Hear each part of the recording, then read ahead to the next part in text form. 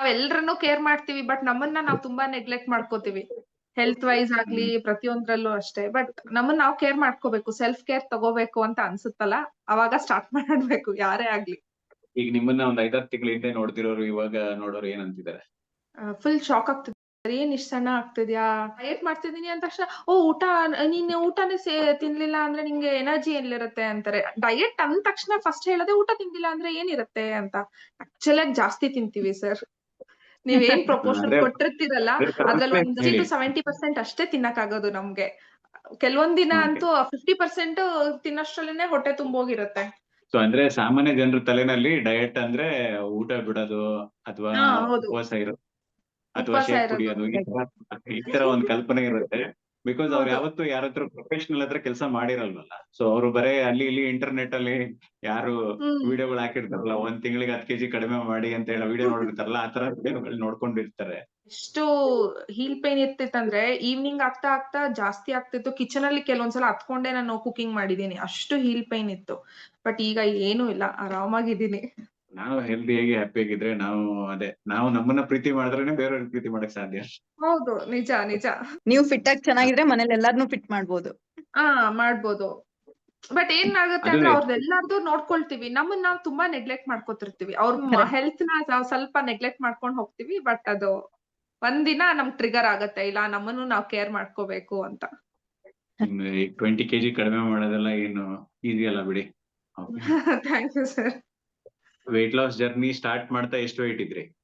Exact 91.7 ಇದೆ sir. ಇವಾಗ ಇವಾಗ 71 ಇದೀನಿ. ಹತ್ತತ್ರ ಒಂದ್ 21 kg ಅಷ್ಟು. ಎಷ್ಟು ಸಮಯ ತಗೊಳ್ತು ಇವಾಗ? ಆಲ್ಮೋಸ್ಟ್ 10 ಮಂತ್ಸ್ ಆಯ್ತು. ಮಧ್ಯದಲ್ಲಿ ಸ್ವಲ್ಪ ಬ್ರೇಕ್ ತಗೊಂಡ್ರಿ ಅಲ್ವಾ? ಮಧ್ಯದಲ್ಲಿ ಬ್ರೇಕ್ ತಗೊಂಡಿದ್ದೆ. 90 kg ಮೇಲಿರೋರು ಯಾರನ್ನ ನೋಡಿದ್ರು ಹೇಳ್ತಾರೆ ಪ್ರೆಗ್ನೆನ್ಸಿನಲ್ಲಿ ಏನಾಯ್ತು ಅಂತ ಹೇಳ್ತಾರೆ. ಬಟ್ ಆಮೇಲೆ ಹೌದು ಹೌದು. ಕಡಿಮೆ ಮಾಡೋದಕ್ಕೆ ಏನು ಪ್ರಯತ್ನ ಮಾಡಿರಲ್ಲ. ಮಾಡಿದ್ರು ಮಾಡಿದ್ರು ಯಾವ್ದೋ ಶಾರ್ಟ್ ಕಟ್ಸ್ ಮಾಡಿರ್ತಾರೆ. ಅಂದ್ರೆ ಹೌದು ಹೌದು. ಕರೆಕ್ಟ್ ಆಗಿ ಪ್ರಾಪರ್ ರೂಟ್ ಅಲ್ಲಿ ಮಾಡಿರೋದಿಲ್ಲ. ಸೊ ಮಾಡಿರಲ್ಲ. ಹೌದು. ಈ ತರ ಈಗ ಅಶ್ವಿನಿ ಅವ್ರ ತರನೇ ಒಂದ್ 20 kg ಕಡಿಮೆ ಮಾಡಿ ಫಿಟ್ ಆಗ್ಬೋದು. ಬಟ್ ಸಮಯ ಫಿಟ್ ತಗೊಳುತ್ತೆ ಆಗ್ಬೋದು. 6 ತಿಂಗಳು ಟೈಮ್ ಮೇಲೆ. ತಗೊಳುತ್ತೆ. ಬಟ್ ಡೆಡಿಕೇಶನ್ ಬೇಕು, ಕನ್ಸಿಸ್ಟೆನ್ಸಿ ಬೇಕು ಸರ್ ಮೇನ್. ಅಶ್ವಿನಿ ಅವರು ಆಲ್ಮೋಸ್ಟ್ ಒಂದ್ 5 ವರ್ಷದಿಂದ ನಮ್ ಕ್ಲೈಂಟ್. ಅಶ್ವಿನಿ 2020 ನಲ್ಲಿ ನನ್ನ ಹತ್ರ ಜಾಯ್ನ್ ಆಗಿದ್ರು. ಒಂದ್ 10 kg ಕಡಿಮೆ ಆಗಿ ಆಮೇಲೆ ಸೆಕೆಂಡ್ ಬೇಬಿ ಕನ್ಸೀವ್ ಆದ್ರು. ಆಮೇಲೆ ಮತ್ತೆ ಬೇಬಿ ಎಲ್ಲ ಡೆಲಿವರಿ ಮಾಡಿ ಮತ್ತೆ ವೆಯ್ಟ್ ಗೇನ್ ಆಗಿ ಮತ್ತೆ 20 kg. ಮತ್ತೆ 21 ಜಾಯ್ನ್ kg. ಆಗಿ ಇವಾಗ 20 kg ಕಡಿಮೆ ಮಾಡಿದ್ದಾರೆ. ನನಗೆ ನೆನಪಿದೆ ನೀವು ಫಸ್ಟ್ ಟೈಮ್ ಕನ್ಸೀವ್ ಆದಾಗ ಅಯ್ಯೋ ಇಷ್ಟು ಕಷ್ಟಪಟ್ಟು ಮಾಡಿದೀನಿ ಮತ್ತೆ ಎಲ್ಲ ಗೇನ್ ಆಗ್ಬಿಡತ್ತೋ ಹೌದು ಏನೋ ಅಂತ. ಹೌದು ಅದಿತ್ತು. ಯಾಕಂದ್ರೆ ಫುಡ್ ಎಲ್ಲ ಕಂಟ್ರೋಲ್ ಮಾಡಕ್ ಆಗ್ತಿರ್ಲಿಲ್ಲ. ಆಗ ಕ್ರೇವಿಂಗ್ಸ್ ಜಾಸ್ತಿ ಇರ್ತಿತ್ತು ಪ್ರೆಗ್ನೆನ್ಸಿಯಲ್ಲಿ, ಸೆಕೆಂಡ್ ಪ್ರೆಗ್ನೆನ್ಸಿಯಲ್ಲಿ. ಸೊ ಹ್ಮ್ ಅದೇ ಅದೊಂದು ನೀವು ಟೆನ್ಷನ್ ಇತ್ತು. ಕಷ್ಟಪಟ್ಟು ಮಾಡಿ ಮತ್ತೆ ನಾನು ಎಲ್ಲಿ ಮತ್ತೆ ಗೇನ್ ಮಾಡಿ ಮತ್ತೆ ಕಡಿಮೆ ಮಾಡ್ಬೇಕಲ್ಲ ಅನ್ನೋ ಟೆನ್ಷನ್ ಅಲ್ಲಿ ಇದ್ರಿ. ಹೌದು, ಆ ಟೆನ್ಷನ್ ಇತ್ತು. ಥ್ಯಾಂಕ್ ಯು ಸರ್, ಬಟ್ ಮಾಡಿ ನೆನ್ಪಿಟ್ಕೊಂಡಿದ್ದೀರಾ. ಅಯ್ಯೋ ಎಲ್ಲರದ್ದು ನೆನಪಿರುತ್ತೆ ನನಗೆ, ಪ್ರತಿಯೊಬ್ಬರ ಹತ್ರ ಅವ್ರಿಗೆಲ್ಲ ಮಾತಾಡಿರೋದು. ಚೆನ್ನಾಗಿ ಬಟ್ ನೆನ್ಪಿರುತ್ತೆ. ನಿಮ್ ಹತ್ರ ಮಾತಾಡೋದು ಜಾಸ್ತಿ ನೆನಪಿರೋದು ಬಿಕಾಸ್ ನಿಮ್ ತಮ್ಮನ್ನ ಬೇರೆ ಸೇರ್ಸಿದ್ರಲ್ವಾ. ಸೊ ಹೌದು ಹೌದು ಅದಕ್ಕೆ ಹೌದು. ಅಶ್ವಿನಿ ಅವ್ರದ್ದು ಎಲ್ಲಿ ವರ್ಕೌಟ್ ಎಲ್ಲ ಎಲ್ಲಿ ಮಾಡ್ತಿದ್ರಿ? ಮನೇಲೆ ಸರ್, ಎಲ್ಲೂ ಹೊರಗಡೆ ಜಿಮ್ ಅಂತೆಲ್ಲ ಎಲ್ಲೂ ಹೋಗಿಲ್ಲ.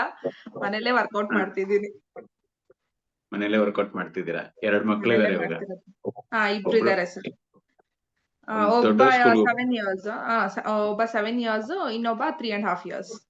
ಡಯಟ್ ಮಾಡ್ತಿದೀನಿ ಅಂತೆಲ್ಲ ಏನು ಅನ್ನಿಸ್ತಿಲ್ಲ ಸರ್. ಅದು ಯೂಸ್ ಆಗ್ಬಿಟ್ಟಿದೀನಿ ನಾನು ಅದಕ್ಕೆ. ಮತ್ತೆ ಒಂದಿನ ವರ್ಕೌಟ್ ಮಾಡಿಲ್ಲ ಆದ್ರೂ ಬ್ರೇಕ್ ಇರ್ಬೇಕಾದ್ರೂ ನಾನು ಕೆಲವೊಂದ್ ದಿನ ವರ್ಕೌಟ್ ಮಾಡಿರ್ತೀನಿ.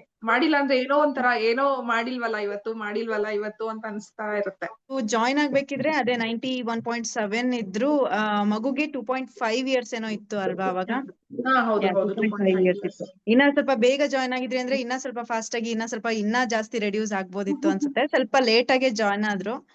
ಸೊ ಅದಾದ್ಮೇಲೂ ಚೆನ್ನಾಗ್ ಮಾಡ್ಕೊಂಡು ಹೋದ್ರು. ಮಧ್ಯದಲ್ಲಿ ಪ್ಲಾನ್ ಮುಗಿದ್ರ ಮೇಲೆ ಮಧ್ಯದಲ್ಲಿ ಒಂದ್ ಸ್ವಲ್ಪ ಬ್ರೇಕ್ ತಗೊಂಡ್ರು.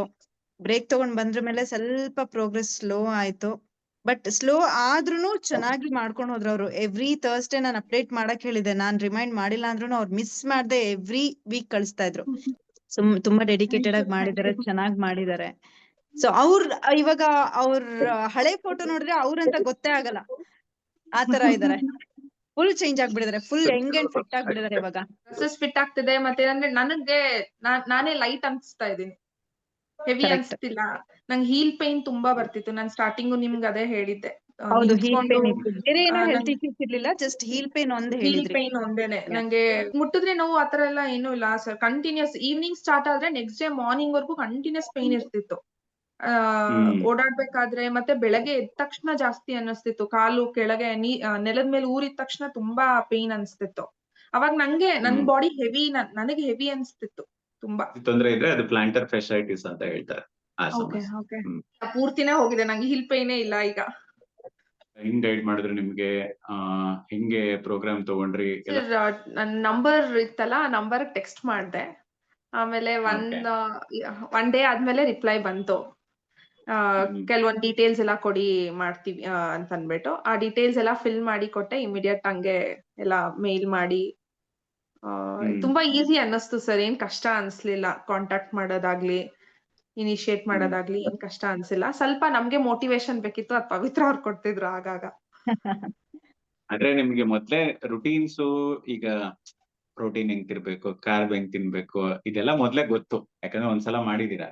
ಹೌದು, ಅದೊಂದ್ಸಲ ಗೊತ್ತಿತ್ತು. ಬಟ್ ಅಂದ್ರೂನು ಅವ್ರು ಪ್ರತಿಯೊಂದು ಕ್ಲಿಯರ್ ಆಗಿ ಎಕ್ಸ್ಪ್ಲೈನ್ ಮಾಡ್ತಿದ್ರು. ಈವನ್ ದ ಡಯಟ್ ಪ್ಲಾನ್ ಆಗ್ಲಿ, ವರ್ಕೌಟ್ ಸೀಕ್ವೆನ್ಸ್ ಆಗ್ಲಿ, ಅದ್ ಗೊತ್ತಿದ್ರುನು ಇಲ್ಲ ನಾ ಇನ್ನೊಂದ್ಸಲ ನಿಮ್ಗೆ ಎಕ್ಸ್ಪ್ಲೈನ್ ಮಾಡ್ತೀನಿ ಅಂತ ಹೇಳಿ ಪ್ರತಿಯೊಂದು ಕ್ಲಿಯರ್ ಆಗಿ ಎಕ್ಸ್ಪ್ಲೈನ್ ಮಾಡಿ, ಮತ್ತೆ ಏನಾದ್ರು ಡೌಟ್ ಇದ್ರೆ ಪ್ರತಿ ಸಲನು ಪ್ರತಿ ವೀಕು ಅವ್ರು ನಂಗೆ ಮೆಸೇಜ್ ಮಾಡ್ತಿದ್ರು, ಏನಾದ್ರು ಡೌಟ್ ಇದ್ರೆ ಪ್ಲೀಸ್ ಕಾಂಟ್ಯಾಕ್ಟ್ ಮೀ ಅಂತ ಅನ್ಬಿಟ್ಟು. ಸರಿ. ಅಂದ್ರೆ ಯಾರೋ ಹೊಸಬ್ರ ಹತ್ರ ಮಾತಾಡ್ತಿದೀನಿ ಅಂತೆಲ್ಲ ಏನು ಅನ್ಸಿಲ್ಲ ಸರ್. ತುಂಬಾ ಫ್ರೆಂಡ್ಲಿ ಆಗಿದ್ರು. ಖುಷಿ ಆಯ್ತು ಆಕ್ಚುಲಿ.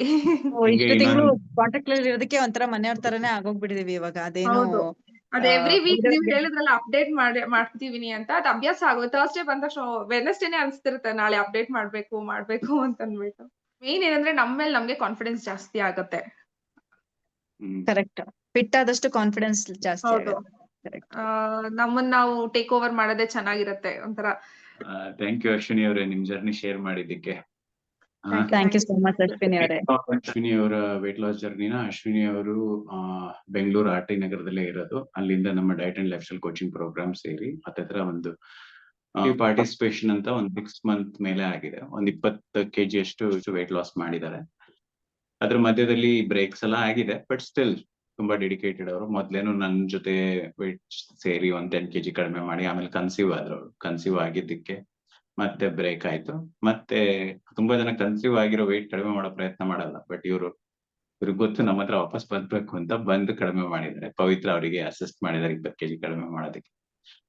ನಿಮ್ಗೂ ಹೀಗೆ diet and lifestyle coaching program ಸೇರಿ ಫಿಟ್ ಆಗ್ಬೇಕು ಅಂತ ಆಸೆ ಇದ್ರೆ ಕೆಳಗಡೆ ಒಂದು ವಿಡಿಯೋ ಇದೆ, how to join diet and lifestyle coaching ಅಂತ. ಆ ವಿಡಿಯೋ ನೋಡಿ, ಅದರಲ್ಲಿ ಕೇಳಿರುವಂತಹ ಒಂದಿಷ್ಟು ಪ್ರಶ್ನೆಗಳಿಗೆ ಉತ್ತರ ಕಳಿಸಿದ್ರೆ ನಾವೇ ನಿಮಗೆ ಕಾಲ್ ಮಾಡಿ ಜಾಯಿನ್ ಮಾಡಿಸ್ಕೊತೀವಿ.